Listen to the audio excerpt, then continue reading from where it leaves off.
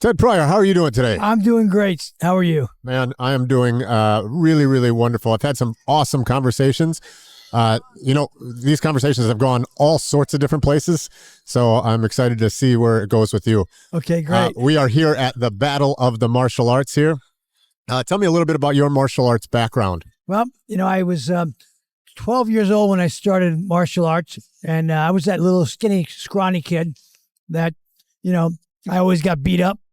I only had an older brother. My father one day said, I'm going to give you a lesson and take you to martial arts. I'll pay for it for 1 month. And I became that dojo boy before, Karate Kid ever came out. So, I got in martial arts early, and I became a super, world champion kickboxer out of it. 1982, I won the title. I defended it for 3 years in a row. Wow. So it was kind of exciting for me.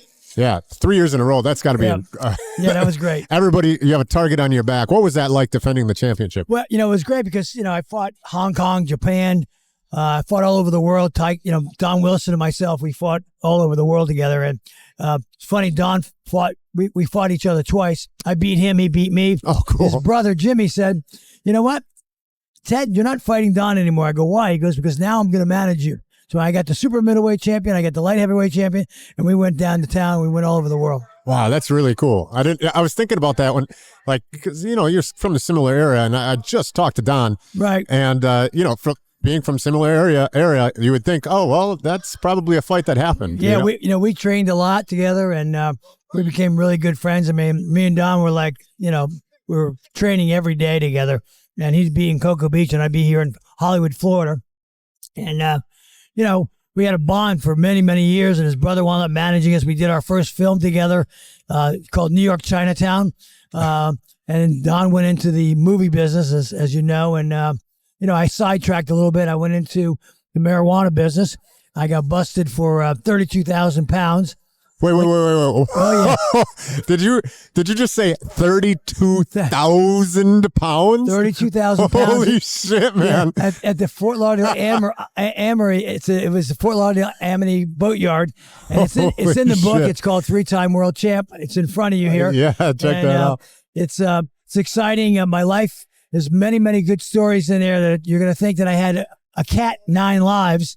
But it was, I went to jail for a couple years and got out, and very thankful that I made some good choices. I came out, started some self-service car washes, and then I started a company called Children of America, and we take care of children from 5 weeks old to 12 years old. And what do you mean you take care of children? Well, it's a child care. It's a child care company. Oh, okay. We have 65 locations, and it's a preschool, but it's an educational child care center. And we have the Pryor Foundation. What I do is all the proceeds from the book and the movie coming out, we're going to donate all the money to the Pryor Foundation. What they do is they take care of children that are left behind. They can't afford child care. We provide it for them for free.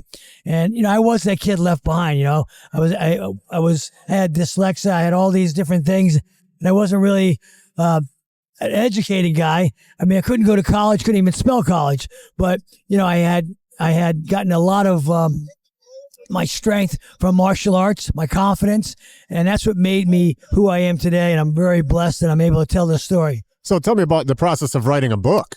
Well, being an author is tough. I wrote the book, but, obviously, I had great writers, I had good ghostwriters, and we spent, about 3 years before we got the book done. But it's a very exciting book. It has everything about my life story, about me bodyguarding Elvis Presley for 3 years. Don Johnson, yeah. Miami Vice. Also,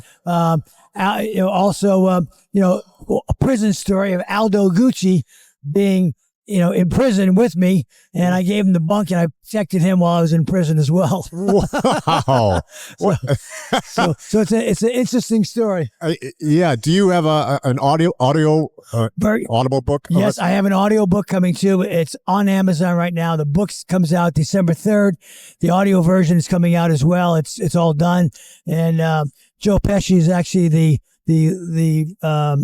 voiceover, so it's kind of interesting. No way, actually, yeah, Joe Pesci. Yeah, because he's sort of like he's got a voice like I do, a little scratchy, So a little gangstery. How did you get Joe Pesci to read your book? Just got to pay him a little money. Yeah. Yeah, I guess that makes sense. But what a fucking awesome. Well, I guess now I'm swearing. Maybe we might edit that out, but whatever. Or we can swear. Who cares? Yeah, we can do that too. Sure. The book's got some exciting, very exciting stuff in there. There was a time when I was making a deal with the federal prosecutor, and that deal was made, and then all of a sudden, and part of it was I had a house in Colorado. Part of it was that I keep the house in Colorado because I made it with fight money, not drug money. And the guy at the last minute said, well, we're going to have to take a polygraph. And I said, well, that's not part of the deal. He goes, well, you got to take a polygraph. So I used my martial arts skills, took a polygraph, and they asked me questions like, did you buy the money with drug money or fight money? And I said, it's fight money. And of course, I couldn't tell it was fight money or drug money. Right, money is money, right? Money is money mixed together, right? And I beat the polygraph test, and my lawyer said, you shouldn't do it, you shouldn't do it. And he goes, I can't believe you beat the test. What'd you do? I go, just meditated. Do you meditate quite often? Oh, yeah, a lot. Tell me about your practice. Yeah, I get up in the morning and I meditate for about an hour. Whoa. And then I go to hot yoga every day, 5 days a week. And then 3 days a week, I hit the heavy bag. And so meditation is very important in my life. Do you do any specific breath work when you're meditating? Not so much. I do so many variable things, but it's a lot of it's breathing and the calmness of your breath. It's a fantastic thing to do. When did you pick up that habit? Actually, when I was in martial arts, Jim Martin was my first sensei, and he actually had us meditate prior to us going to spar or do katas or self-defense moves. So it was pretty interesting. For whatever reason, I have no idea why we don't teach breath work in schools. It's so the most important thing you can do. And it keeps you from saying things you shouldn't say.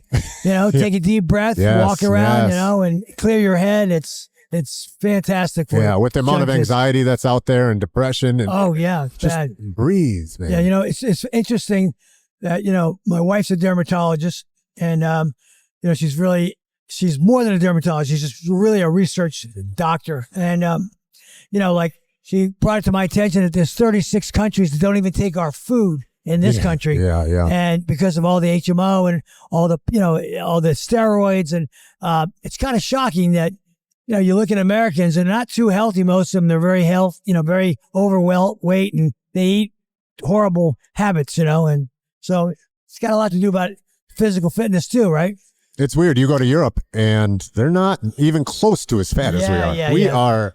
We are tipping the scales. Yeah, we're obese compared to them. Man, it's wild. I went to Italy for a couple of weeks about a month ago, and I ate pasta, I ate bread, and I didn't gain any weight because I didn't have any all the glutens and the gumos and all the crap that they put in our food here, the GMOs and all that stuff. It's wild. Yeah. You get here you eat a plate of spaghetti, you got bloating, you feel like you feel fat. There it's like I feel fine. Fine, yeah. It doesn't have the GMOs and all the I think folic acid and that's stuff, why are we putting it's so fascinating why we put it in there. Yeah, it's amazing. Yeah. Unbelievable. All right, let's I'll bring it back into martial arts so the people, the good people at the pedal of the martial arts can talk about that. So for kids just starting out in their martial arts journey, what if any tips or tricks would you say that you have for them? Well, the first thing I would say is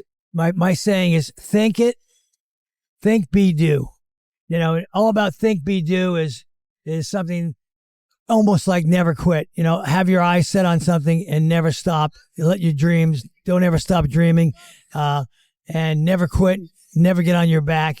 And, it's, and martial arts to me didn't kind of made my life to be a good person, caring person, and not a bully, not to get bullied, and always to protect the weak. And, it's brings us such a wonderful thing for children to learn that you don't have to be a tough guy.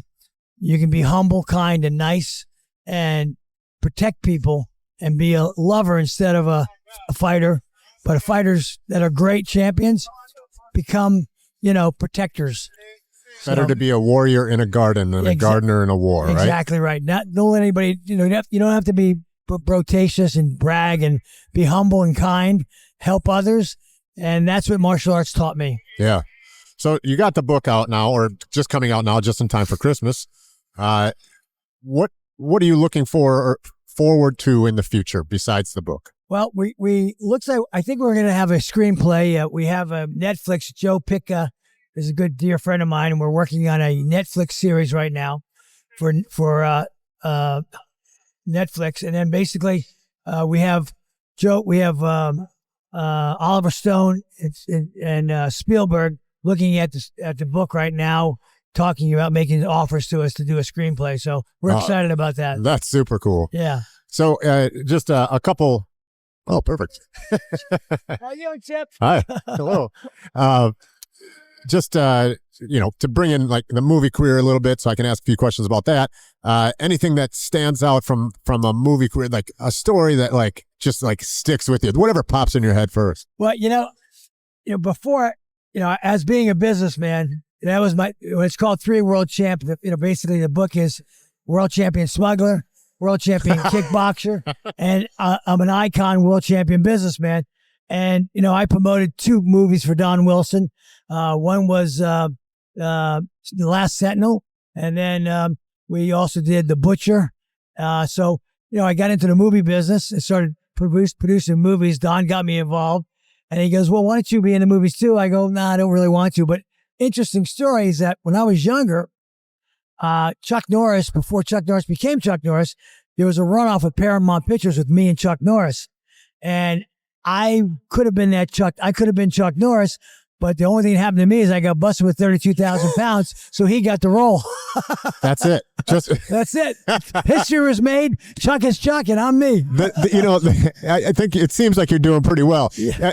I can't even imagine what 32,000 pounds of marijuana looks like. Like just the scale, the volume. Like yeah. Well, the bales are about 20 pounds a piece. And, when you look at the book and you see the boat, and then you'll see a bale floating in the water, that's, it's a lot of pot. And we used to bring him in at 10,000 pounds a clip on 58-foot Hatterases.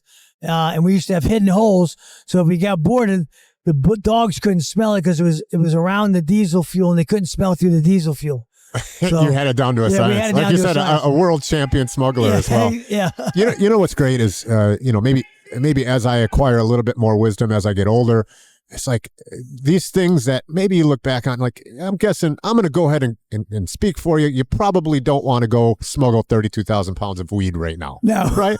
Like, you're not going to be like, I want to do that tomorrow. Right? But fuck, now that you're through it, it's like, what a story, man. Well, when I think about, how the government changes so much, I should get a Nobel Prize, and when I started getting into smuggling pot, my mom was dying of cancer. And the only thing that made her feel good is when she smoked a joint. My brother would give her a pot, and she wouldn't throw up. She wouldn't get sick or nauseous. So I kind of was like, I was 17 years old. I was kind of confused. I was a teenager. So I started thinking that if I had money, I'd be able to save my mother, which isn't true, more so greedy than anything else on my part. But, to think about guys go to jail for 20 years for marijuana, and now it's legal in 20 states. Right. And it's, it's curing people, and how bad the government got that wrong.